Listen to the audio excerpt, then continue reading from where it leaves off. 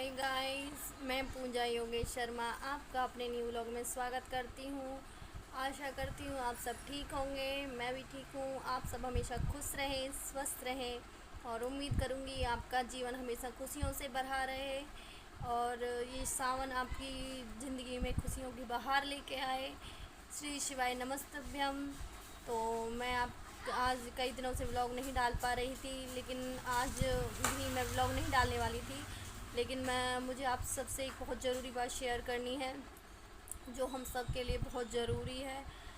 आज मेरे साथ एक घटना घटने वाली थी, लेकिन और वो घटना कभी भी किसी के साथ भी हो सकती है। आज मेरी शॉप पे एक आदमी कस्टमर बन के आया था और वो कह रहा था कि मैं आपकी यहीं पड़ोस में का हूँ, लेकिन मैं यहाँ पे किसी को ज़्यादा जानती नहीं हूँ, जेंट्स लोगों को पड़ोस में भी।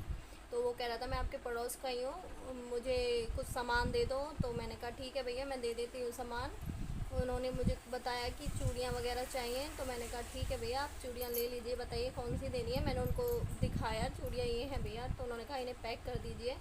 और फिर वो कहने लगे कि आपके पास खुले पैसे होंगे 10,000 के। मैंने उनसे कहा नहीं, मेरे पास 10,000 के खुले पैसे नहीं हैं।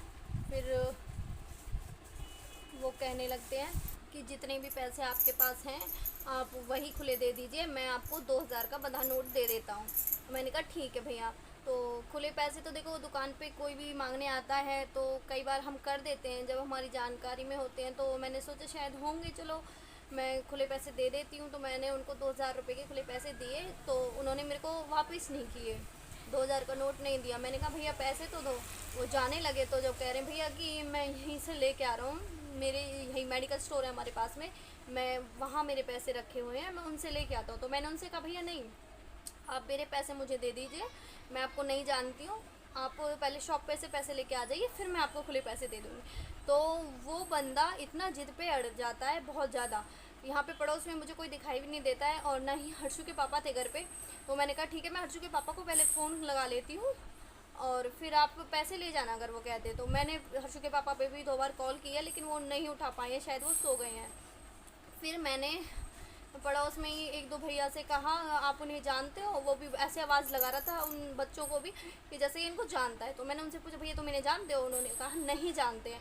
उसने मास्क भी हटाया, मैं भूल गई, मुझे उसके फ़ोटो ले लेना चाहिए था ताकि मैं उसे सोशल मीडिया पे बता सकूँ, लेकिन मैं उसको जानती नहीं थी, कुछ नहीं, फिर भी इतनी जिद पे अड़ जाता है और मैं बहुत ज़्यादा डर गई। फिर उसके बाद वो कहता है कि बाइक की चाबी रख लो मेरी।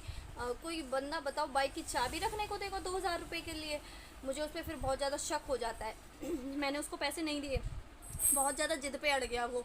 और ज़बरदस्ती दीदी आप ऐसे कर रहे हो, आप पड़ोस की बात भी नहीं मान रहे हो, बताओ मैं पड़ोस में ही रहता हूँ, आप ऐसे, ये तो अच्छी बात नहीं होती है, ये है वो। मैंने कहा भैया चाहे आप कुछ भी कह लो, मैं आपको पैसे नहीं दे पाऊँगी।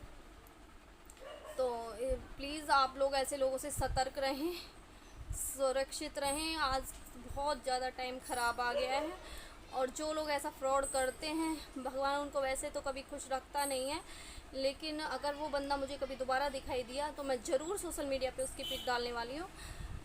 और मैं आप सभी से यही उम्मीद करती हूँ, यही मैं आप सबको कहूँगी कि प्लीज़ सतर्क रहें, सुरक्षित रहें। कभी भी किसी भी रूप में हमारे साथ फ्रॉड हो सकता है।